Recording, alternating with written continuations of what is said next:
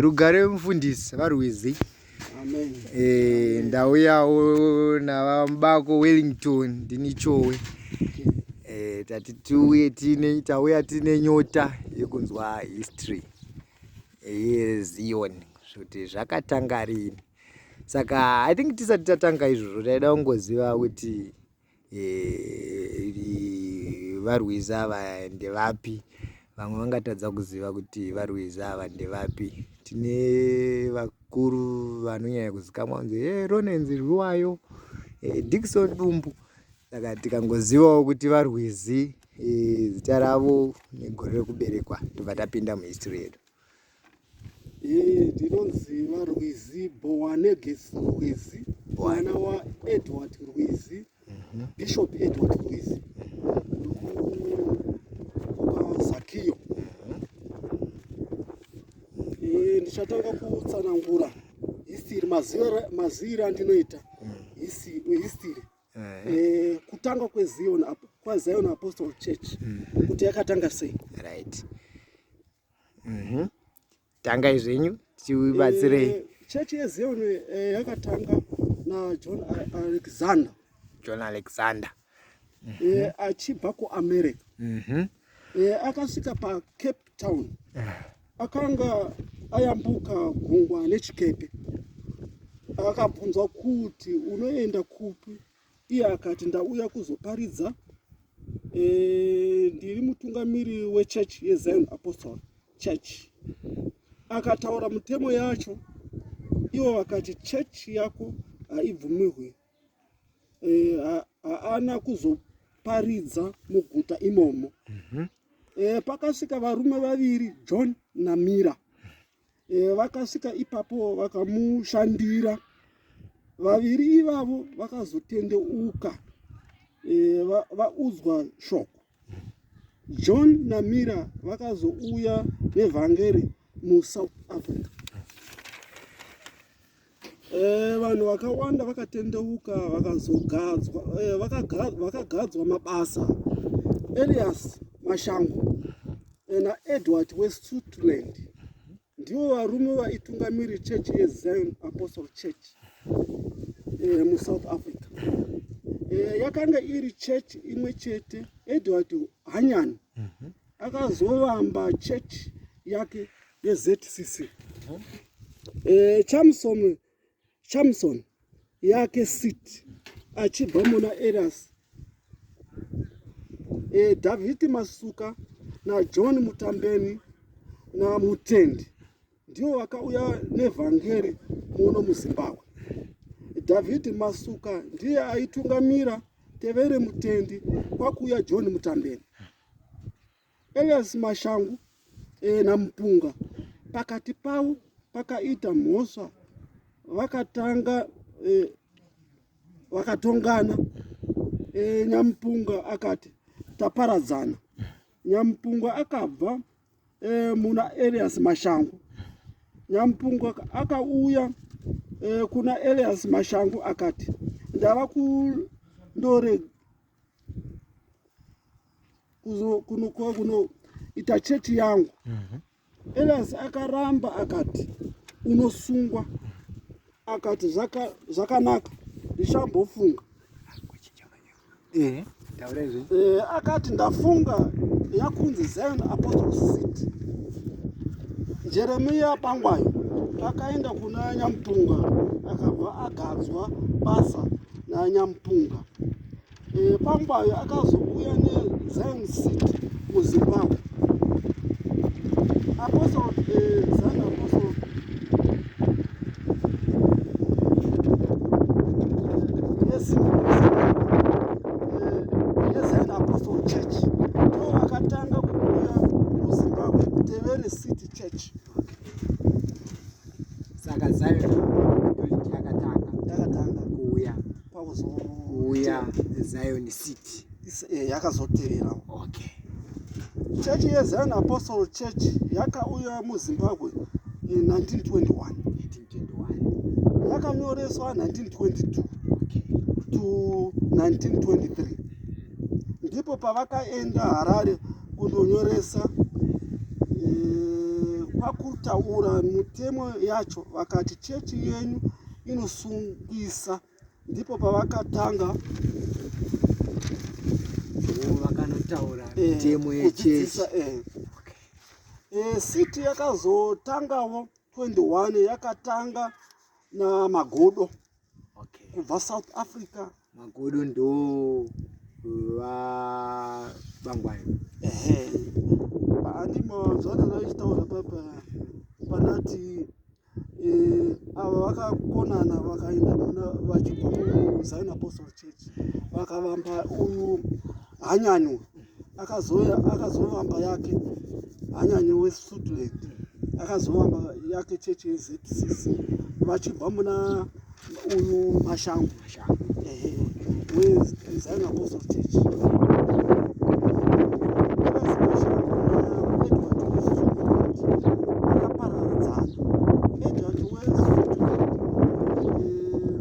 Wakavamba yake ZCC Samuel Mutendi wakazotongwa nemwana wakazotongwa panyaya yemwana waMupfuti aita mhosva nemwana waMupfuti vakafambidzana nemwana waMupfuti vakaita mhosva 1 man 1 wife yamba yadi yakanganisika. Kwakutongwa kwakubva Samuel kwakuenda South Africa akaenda South Africa kwakupuwa utungamiriri naEdward weSutherland kwakuuya nechechi yeZCC kubva pakukanganisa mutemo. Ndo apa ndo pandakaita asi but pane imwe yemuno manje yokuti vaZakio vachowe vakazopika vana vaZakio navachowe ndofunga pane chidimbu chamachitaurwavo. VaZakio vakazobva muna vachowe vaZakio na vachowe vaZakio vachowe vakazoenda kwavo. VaZakio vanga varota vaZakio vanga vari pamwe chete nana Johani Mutambeni.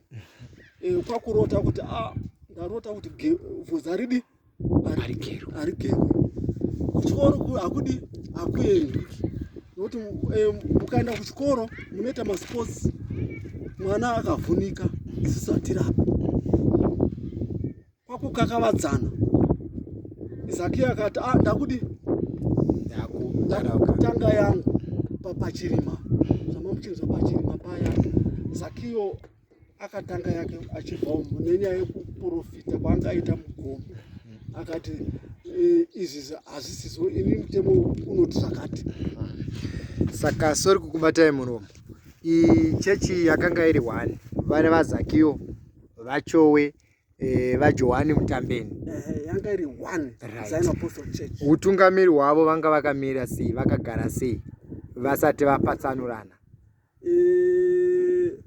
Aitungamira vachowe vanga vari number 3 vachowe pakutungamira. Vachowe vanga vari vakuru nyakuna vaZakio vachowe vanga vari vakuru pazera nekuti navarafa moyo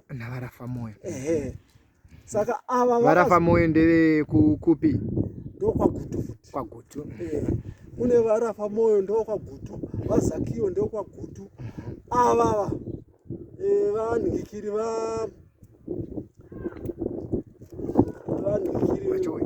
vaMutambeni ndo venhingikiri kumuti ndo kwakatanga Zion Apostolic Church ndo pamuzi amatavi aya. Asi chechi yakaparadzana panhingikiri pamuti vamwe vakudai vamwe vakudai. Saka ine history yamaverenga yamakanyora iyi mungakwanisa here kutitaurira kuti kutanga 1923 21 22 23 tochiuya kuti vaparadzana zvi zvakazoitika vaZakio vakanotanga yavo pachirima utungamiri hwaivako ipapo vakatanga nevapi mamwe vatungamiri vavaiva navo? VaZakio vabva kuchirima vakatangana nana uyu Nikikiri. Fungai zvenyu hapana kwatiri kumanyira nekuti tinoda kuti tizive kuti utungamiri vamuchena ndo vaitungamirira, ndo vaitevera vaZakiyo vana vamuchena. Kozoti vana vamuchena ivavo kuna vana vamusadza mudzare. Kozotara vana vaDhongi. Ava vana vaRwiza vanga vari kure. Kuna vana vaMabika, kuna vana Nikikiri uyu wakwaChirumanzu uyu. Vachivanga. Vana vaChivanga vanga vari vana. Vaitoberekwa nana mai vangu. Vana vaChivangwa. Vari ikoko vachitoenda kuchechi vachitoberekwa na vaChivanga vaiberekwa nana vamai. vaChivanga. Mukatsanangurira vaChivanga voti taiberekwa. Ndokuti vana vaRwizi vakatendoka pamusana vaparidzirwa choko. Vakaonana musikana, mai vangu vakatendeuka vachiri mwana mudoko. Kusikira vakura, kusikira vafa, itongoti vafa izvo zvese. Vachingova muchechi iwe. Saka ndo utungamiriri hukuru hwanga uri kwaZakiyo. Vana vasadza. Ava vana vamuchena vakazokonana navaZakiyo nenyaya yeNikikiri. Nekuti nyaya yechingwa. Vana vakati chingwa, nyaya yechingwa iyi. Vamuchena vakati ndakuenda padombo. Padombo ndo panga panana. Vamuchena. Ndofunga mupazo ndo pana vamuchena ndo vaTibhiria. Vamuchena ndo vaTibhiria. Vamuchena. Ndo pana vamuchena vaTibhiria nana Ushu. Vapo mazuwana asi vadoko chaivo. Vana Murimi. Vamutizira vakafa. Vanga vari vadoko. Vana vaMurimi ndo Vachiwara Musande. Musande mwana wamuchena. Musande mwana wamuchena. Asi vanga vari vakuru, asi kuna vaJaravaza. vaJaravaza. Saka ndo vaitungamirira paNikikiri paTibhiria. Ndo vanga vakaenda naTibhiria. Kusikira vakazomboda kudzokedzana. Asi vakazomboda kudzokedzana voda kuti ngatitaurirane. Zvikaita sei pameeting yacho? Chii chakaitika? Vana vakati isiti kuti tiregere chingwa atizvikwanisi. Vakuru vanga vabvuma kuti angatibata, ndofunga takatombomwa tese tikazoparadzana futi. Pasika yacho mungazwa kuti yaimwiwa sei? Mungarangarira Pasika, kumwa kwepasika. Pasika chirere vachakabatana kumuti. Pasika manwirwa vanhu vanogara pasi. Kana muri muchechi mutembere vanogara pasi. Vanobika mazambiringa, kwete zvakuita raspberry. Mazambiringa wasvina. Tautaura history yechechi matange wacho vaisvina mazambiringa. Vobika pasika yacho. Vabika pasika voimba wakatora chipapata.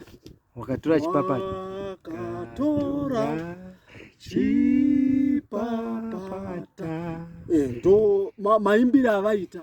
Kusikira vanhu vese vaimusa vainzi sutu. Kombe sutu. Nechingwa chipapata, chingwa chisina chimbiriso. Ndo mabikirwa aitwa. Kusikira zvino saka mutona vamwe achiti atidi takuda kuparadzana, takudai. Mawambire yakaita Ziona hachiriwo izvi. Ndipo ubvunzaiwo pakubikwa kwepasika. Vaibikira pamusangano ipapo here? Maiziva here kuti pasika iri kubikirwa uku kana kuti pane kumwe kwayaibikirwa maizongoona yauya? pasika zvavaita vaiti handisi itembere itembere iyo ndo chimba chepasika chaitonzi chimba chepasika ndokaibikirwa hakuna anosvika chimba icho ndo chaibikwa nevafundisi vanoenda mugomo vari panosaridzwa nemweya pasika yengonzi chero munhu wobikwa yotosaridzwa nemweya vanhu voenda vonzi ava ndo vanobika vafundisi vanobika pasika kana vari vaungami toti isusu vaungamiri vedu vafundisi ava ndo vanobika pasika then yozobvako manje yakabatwa tauti time kana iri ye12 o'clock kana iri 11 o'clock yakuuya pasika ichingobva muimba iyoyo ichitongouya mucheti ikoko yosvika yogadzikwa koparidzwa bishop oparidza then apedza kuparidza wotora vanomwisa kana nditi vanga ni 12 wouya patebhuru wotoimba chipapata wakatora chipapata omwisa bishop audi wamwisa vadzidzi vake vaya then ndo anozotuma manje vane zvokumwisa vanobata matray emabhanzi vachiti ukaopa bhanzi omwa chi vakata line maitogara makata line kuti umwapa kana tichidzoka apa makata line kwete zvazvo kuti ndomira ndonomwa ndobuda unai makatatira line pakatoita gepo vanenge vachipinda asi musati mapinda munoenda pamagedhi vaprofita vautanga vaenda mugomo vozodzoka manheru kuti nhasi inomwiwa vodzoka vaprofita vaindoswera kugomo vanoswirako voti nhasi handi mangwana ndotomwa mangwana iyo vanoenda nhasi usiku vonorarako voswirako zuva rovira hamuvaoni vovasvika vachitongosvika votongonaka magedhi vane time vanombogara kana kuna bishop kana pane zvavanonga varatidzwa ikoko vanongotaura kuna bishop pane zvakadai kana pasina time yakwana votoenda pamagedhi madhishi vanhu votoenda pamalaini emu yemagedhi yaiva yei kana kuti ndeyei emu yemagedhi ndeyekuti pasika inomwa nevanhu vasina chavanopomerwa vatsvene apa ndokusarudzwawo kuti kana uri mutsvene kana wakaita uchivi upombwe vaitomiswa kuti iwe indapo kana chiri chivi chokunamatirwa varipo vanenge vakamirira kuti anonamatirwa chiripo chimwe tisingakwanisi kuti apinde kunomwa pasika otonzi endawo sechasingakwanisi kumwa kuti upombwe ukaita upombwe hautokwanisi kumwa pasika ndochi neuroyi ukabatwa uroyi cheko kunzi mai munoroya hautopinde kuti utomwa pasika then chinonamatirwa ndezvipi zvatingati zvinokwanisa kana ndidzimwe nguva ukati ndakagumbuka vana vangu tambotsamwisana nenyaya yekuuya kupasika vamwe tichidhonzerana kuti umwe netime vagona kuti ndinonamatiriwa then avo vanenge vanzi havakwanisi kumwa pasika vaizotora nguva yakadii kuti vazonomwa vamwe futi pasika zvivi zvavo zvaregererwa kwenguva yakadii handimboza kare painzi papasika hapatongwi mhosva ndokuti togona kukutonga imhosva pamwe motoita mbiriso pavongonzi hamumwe pasika for how long inozotongwa nyaya after pasika sazvokuti next musangano ndokundakukodzera kuti ndinomwa pasika kana ndikabvuma chimhosva yangu mhosva vaona kuti inokodzera here kuti nokuti pachirayiro papa ndizve mazuva ano zviri kuita hapatongwi mhosva nokuti mukatonga mhosva pachirayiro watonga wacho nowatongwa dzimwe nguva makafanira hamuzoti kwazvo pasika yatova munembiriso izvozvi achiriko here magedhi achiriko here hatichanyanyi kuzviona nekukosha kwazvo kuti tonzi magedhi taiziva kuti kare katonzi pasika yakuda unomwa tonzi tinde kumagedhi but izvozvi tokwanisa kungonzi ndaimogeso makumba muchitonanga kunomwa pasika chaakuuraya isusu tisi vana vakuchinja mutemo moziva kuti pamuti chepe wamari kuti chipatara chakanaka pamuti chepe chipatara chakanaka, vamwe vari kuti chakashata. Isu tisisa kuchinja. Vamwe ripo gore kuHarare muchato chato nesuti neshangu chato weziwa Zion City neshangu mukavhunza varipo vakachata kuHarare kuZororo neshangu. Saka isusu tisisa vamwe vabereki vamwe vakuru mabhishop vakumboregera nokuti tikakutsura imi ndimunotipinzira vana vechikoro, ndimunopa shuga. Ikati zvaruta zvakashata ukangogumbuka indadi ndatofa, vanongoregera. Amuzoone here vakuru kuti zvatopera imi hamungazotungamiriri. Sorry kukubatai muromo wamubako navarwizi namufundisi varwizi. Mabva mapinza nyaya imwe yandaida kuti tizobvunza yezvatakanyora ipapa yemadoctrines. Ndingada kuti timboti focusei nenyaya yemadoctrines zvakanyanya kurerekera kwaZakio kuti madoctrines avo anga akamira sei panyaya 1 yechipatara, 2 yekuchengetwa kwezvipfuyo zvakaita sana mombe, mbudzi, imbwa, kiti, 3 nezvekudya kuti vaidya chi nezvavanga vasingadyi kuri kwaZakio.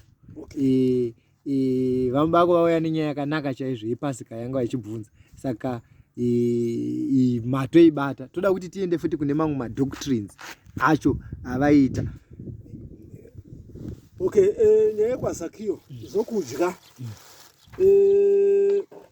Tsuro handiti haidyiwi. Tsuro chaiyo haidyiwi. Chingwa havadyi chingwa. Tsuro haidyiwi, zvakanyogwa haina mahwanda akaparadzana. Chingwa zvirimo but asi vanoti mutemo kuti pavanobatira ndipo kuti wakatora chipapata chingwa chisina mbiriso, Jesu haana kuviriswa. Ndo pavanoti isi hatingadyi chingwa iye Jesu asina kuviriswa. Saka isi tichada kurarama takadaro mazuva ose. Ndo matorera avo vakazviita. Okay. Then nyaya yechipatara. Chipatara ndofunga chipatara mushonga hautendewe. Vakazvitora papi vakuru? Kutsanangura kwavo vaiti chipatara. Nokuti vakuru ava kana uchiutsanangurwa vanoti chipatara dzimwe nguva hachina kushata. Pakanyorwa chapo kuti chipatara chakashata. Ndepapi panodzamba. Saka isusu nemaverengera takazoita takati izvi regai timbosiyana nazvo. Isusu tiri kuda history. Izvezvi hatinei nezvecurrent. Chatiri kuda kunyanya kufambira chatafambira pano history yekuti vakuru vekare vaizvifambisa sei. Kana kune vakambotyoka makumbo motaura kuti gore rakati vanhingi vakatyoka makumbo vakadi. Tiri pano nenyaya yehistory. Zvekarendi hatisi kunyanya kuda kuzvitaura. Zvakangofanana nekuti tiri pano nenyaya yekuti hondo yakarwiwa sei. History inoti tina nhikikiri vachirichi vakavhunika. Ndofunga vana mai vana Mukombe, ndofunga munoziva vana Kombe Tadius, vana Shemi Mukombe. Makambomudza anonzi Shemi Mukombe. Shemi ase. Aigara muBhoera. Vakagumbuka ruoko, vakavhunika ruoko negumbo. Vakaiswa danda kudai. Ruoko negumbo. Vakaiswa danda, vakaita straight kudanda kudai so. Vakaiswa danda vakasungirwa danda vakadaro. Havana kuenda kuchipatara kusvika gumbo radi raita zvakanaka. Rabatana. Kuita batana ise zvembudzi zviya. Rakatyoka nechepapi? Pamupimbiria. Panapa. Rakachoka sei? Chii chakaitika? Vakadonha mumuti here? Vakareswa kutsika. Vakareswa kutsika. Gumbo rikamba ratarisa kudzoka kuuya iri ichi chese chikamba chatarisa kuti rengwe kudai ruoko wakadai vakadonha asi nemakuri avanga vaita vanga vakura kwakusungwa nedanda kudai sapa apa kwakusungwa nedanda kuti akaramba rakadai rikamba vatoti gwindiri kutotamba zvakare Jerusalema varwizi vakarumwa nenyoka varwizi ichi chigunu ichi vakarumwa nenyoka varwizi Bishop Rwizi Edward Rwizi vakarumwa nenyoka vegore Edward 1924 vachiberekwa vakarumwa nenyoka vakacheka chigunu apa vakacheka kuti nebanga vakomana vakasunga panapa ropa rese vakasvina kudai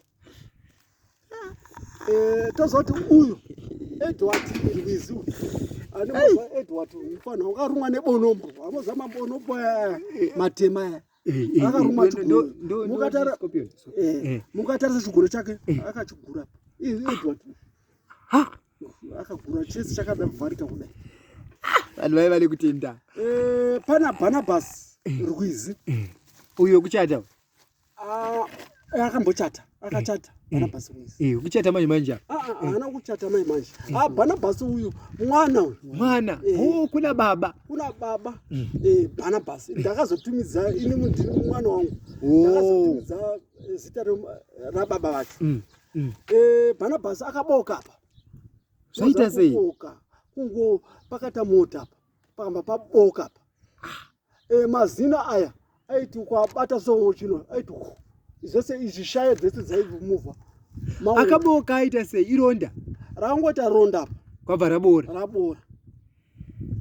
pamwe akakanganiswa akambva atorwa taigara kumavheni kumapii kumavheni muno mukwekwe kwamavheni